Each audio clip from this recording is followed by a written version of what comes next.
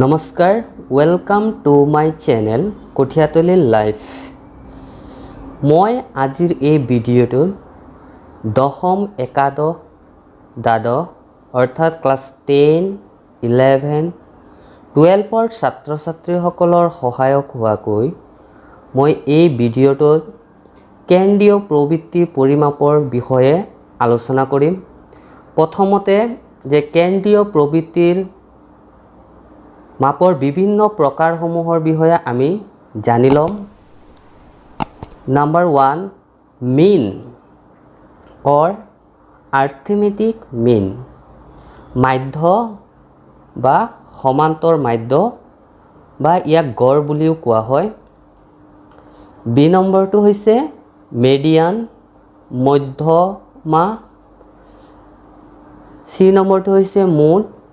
বা বহুলক। প্ৰথমতে যে সমান্তৰ মাধ্য বা মাধ্য নিৰ্ণয় কৰিব কেনেকৈ কৰিম আমি জানি লওঁ। যে আমি সমান্তৰ মাধ্য নিৰ্ণয় কৰিবৰ কাৰণে তিনিটা পদ্ধতি ব্যৱহাৰ কৰিব পাৰি। সেই তিনিটা পদ্ধতি হৈছে ডাইৰেক্ট মেথড, প্ৰত্যক্ষ পদ্ধতি, নাম্বাৰ 2 এজুমিন মেথড, গৃহীত মাধ্য পদ্ধতি বুলি কোৱা হয়,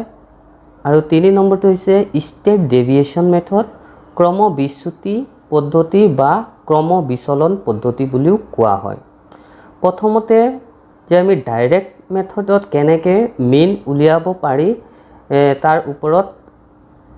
আলোচনা কৰিম। প্ৰথমতে আমি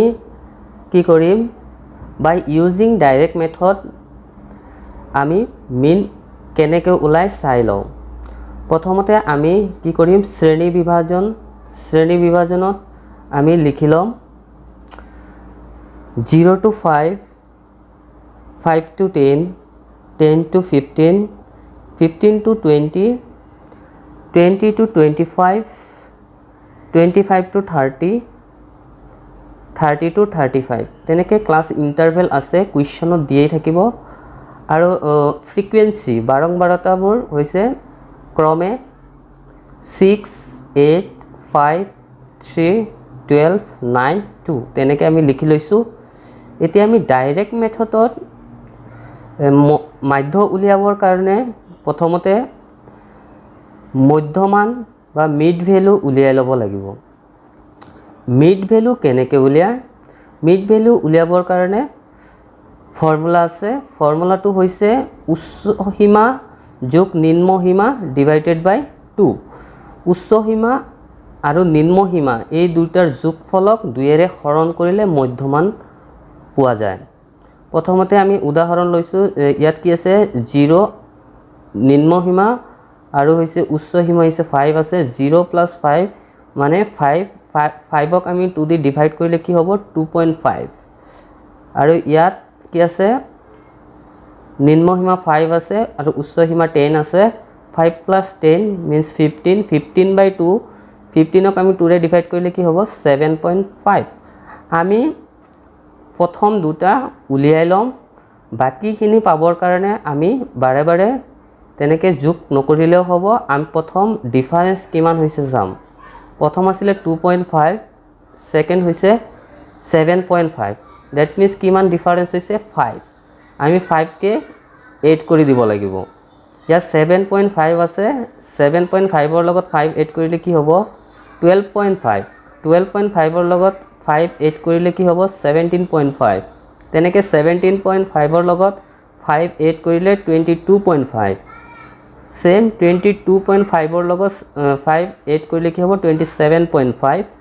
নেক্সট 27.5ৰ লগত যদি আমি 5 এটা এড কৰি দিওঁ 32.5 হ'ব। তেনেকৈ আমি এইটো এক্স আইৰে নামাকৰণ কৰিব লাগিব। মধ্যমানক আমি এক্স আইৰে নামাকৰণ কৰিছোঁ। এতিয়া আমাৰ কি লাগিব এফ আই ইনটু এক্স আই, তাৰমানে এই ফ্ৰিকুৱেঞ্চিৰ ভেলু আৰু এক্স আইৰ ভেলু কি কৰিব লাগিব আমি ইনটু কৰি পুট কৰিব লাগিব, বহুৱাব লাগিব। 6 × 2.5ক যদি আমি ইনটু কৰোঁ তেন্তে 15 হয়। 8 × 7.5 60 হয়। আমি ইনটু কৰি চালে পাই যাম 5 × 12.5 62.5 হয়। 3 ইনটু 17.5 52.5 হয় ইনটু কৰিলে 12 ইনটু 22.5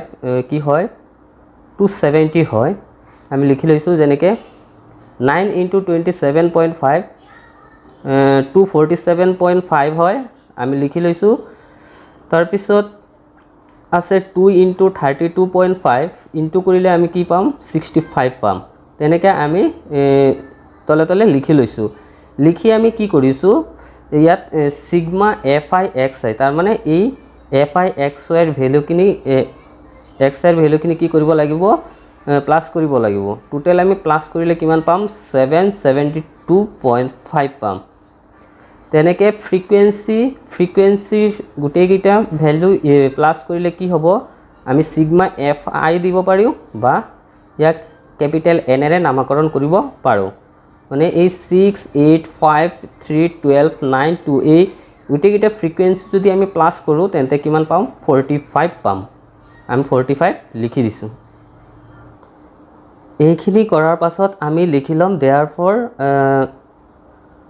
x dash equal অৰ্থাৎ মাধ্য ইকুৱেল কি হ'ব সিগমা fi(xi) ডিভাইডেড বাই n এটো হৈছে প্ৰত্যক্ষ পদ্ধতি ডাইৰেক্ট মেথডৰ ফৰ্মুলাটো হৈছে সিগমা fi(xi) ডিভাইডেড বাই n এতিয়া সিগমা fi(xi) এর ভ্যালু আমি পুট কৰি দিম 772.5 আমি সিগমা fi(xi) এর জায়গাত লিখিছো 772.5 ডিভাইডেড বাই n এর ভ্যালু হৈছে 45 এতিয়া আমি যদি ডিভাইড কৰো তেন্তে কি হ'ব 45 ক আমি 45 ক আমি কি কিহেৰে 5 দি ডিভাইড কৰিব পাৰিম 5 9 টাইম যাব আৰু 7 72.5 কিমান যাব 154.5 তাৰ পিছত আকৌ 3 দি ডিভাইড কৰিব পাৰি আমি 9 ক 3 টাইম যাব আৰু ইয়াত 154.5 51.5 টাইম যাব তেনেকৈ আমি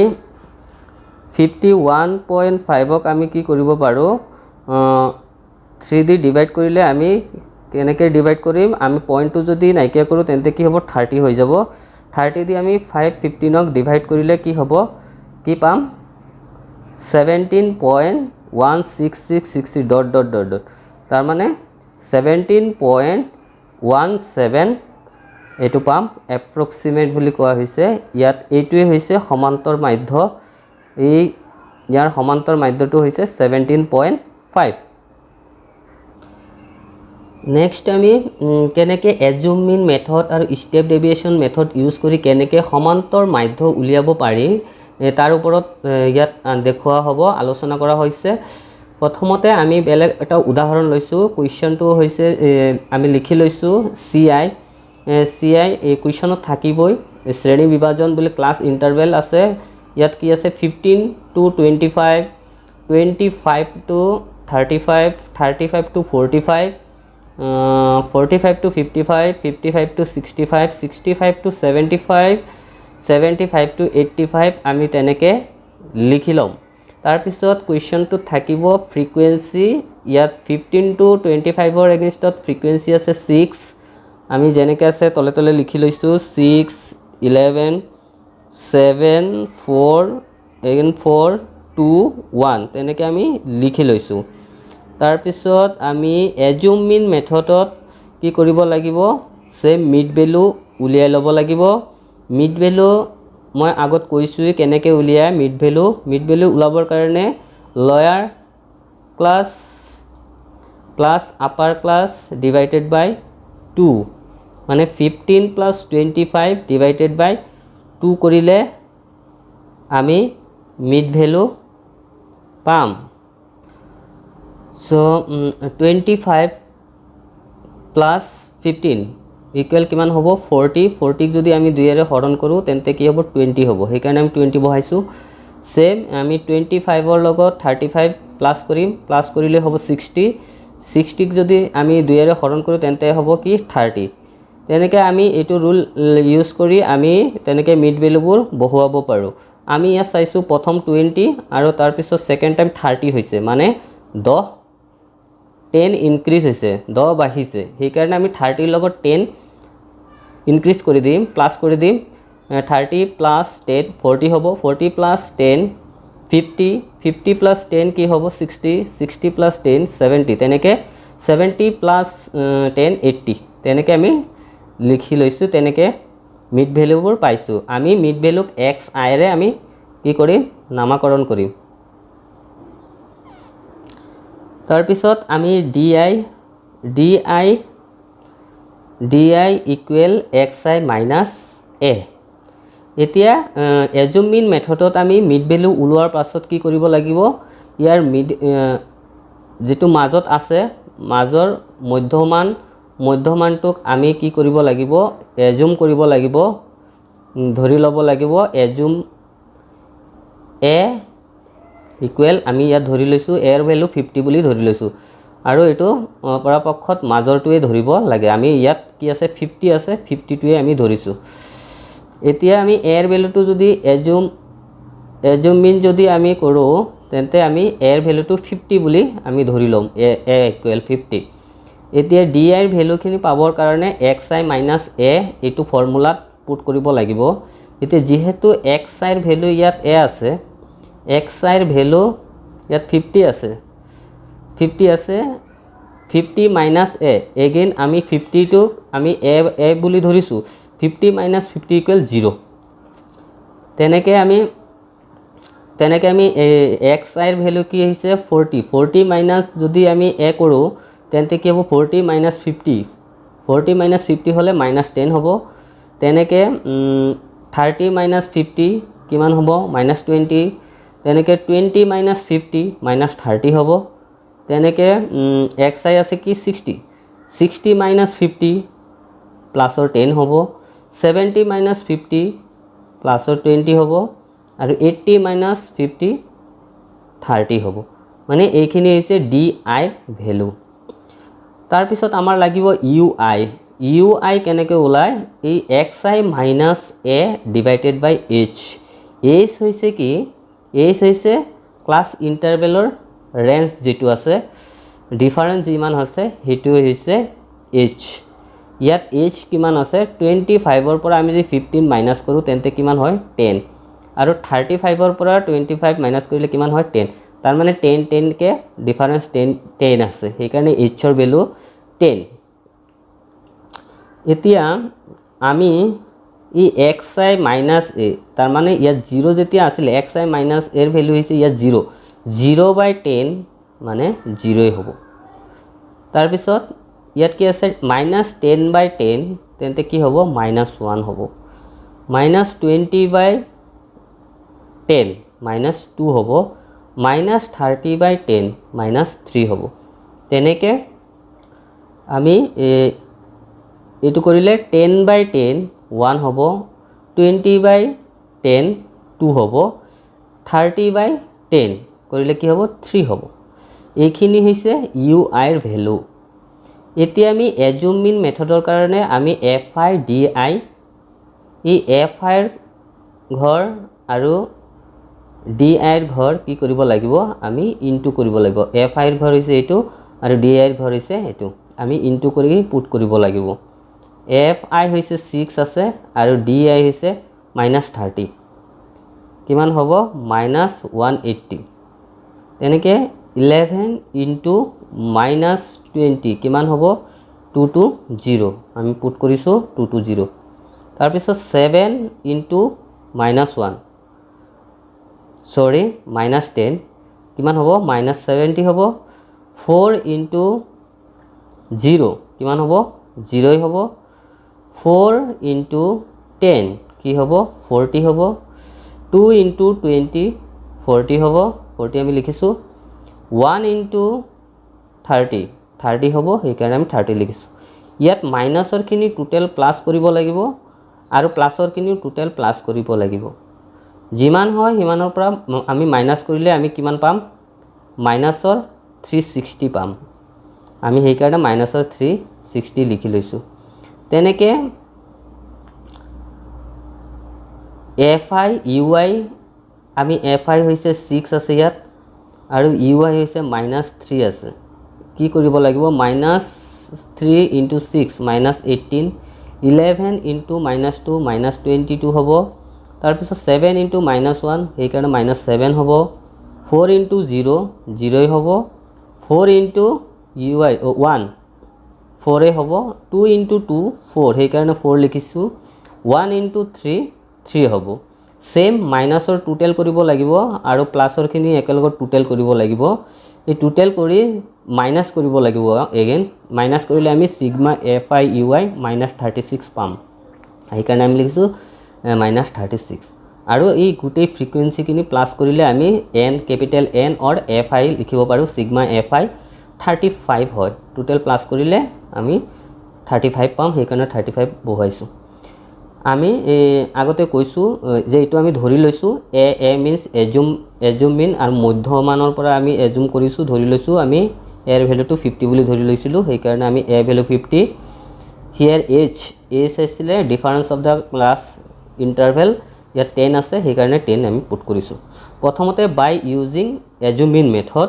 mean মেথডত মাধ্য কেনেকৈ নিৰ্ণয় কৰে তাৰ ফৰ্মুলা আমি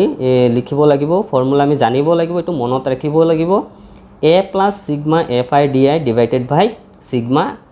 fi or capital N এতিয়া আমি assume mean মেথডত a এর ভ্যালু 50 আমি assume কৰিছো সেই কাৰণে আমি 50 লিখিছো প্লাস sigma fi di এৰ ভ্যালু কি -36 -360 সৰি -360 সেই কাৰণে -360 পুট কৰিছো ডিভাইডেড বাই sigma fi 35 সেই কাৰণে 35 পুট কৰা হৈছে এতিয়া আমি 35 এৰে 360 যদি ডিভাইড কৰো 10.285 তেনেকে হয় আমি 10.29 লিখিব পাৰো 8 এৰ জায়গাত আমি 1 এটা এড কৰিব লাগিব কাৰণ 5 হৈছে এই কাৰণে 9 হৈ যাব 10.29 50 এৰ পৰা আমি 10.29 যদি মাইনাস কৰো তেন্তে 39.71 হয় সেই কাৰণে 39.71 লিখা হৈছে আৰু এটোৱে হৈছে answer next by using step deviation মেথডৰ কাৰণে formula a plus sigma fi ui divided by sigma fi into h এতিয়া assume mean same a এর ভ্যালুটো হৈছে 50 আমি 50 পুট কৰিছো sigma fi ui এৰ ভ্যালু আমি কি পাইছো 36 -36 সেই কাৰণে আমি -36 পুট কৰিছো divided by fi এৰ ভ্যালু কিমান আছিল 35 পুট কৰা হৈছে into h এৰ ভ্যালু 10 এতিয়া আমি 10 দিয়ে যদি ডিভাইড কৰো 5 10 ৰ 2 টাইম আৰু 35 ৰ 7 টাইম 36 into 2 72 হয় 72 ক আমি 7 এৰে ডিভাইড কৰিলে কি হ'ব 10.285 তেনেকে হ'ব ইয়াত সেম 10.29 লিখি দিম আমি 8 এর জায়গাত 9 লিখিম 9 হৈ যাব এই কাৰণ 50 আৰু প্লাসে মাইনাসে কি হ'ব -10.29 50 এৰ পৰা আমি 10.29 যদি মাইনাস কৰো 39.71 হয় একদম ইজি আছে মই সেকেন্ড পাৰ্টত যে মধ্যমা কেনেকৈ নিৰ্ণয় কৰা হয় তাৰ ওপৰত আলোচনা কৰিম ধন্যবাদ।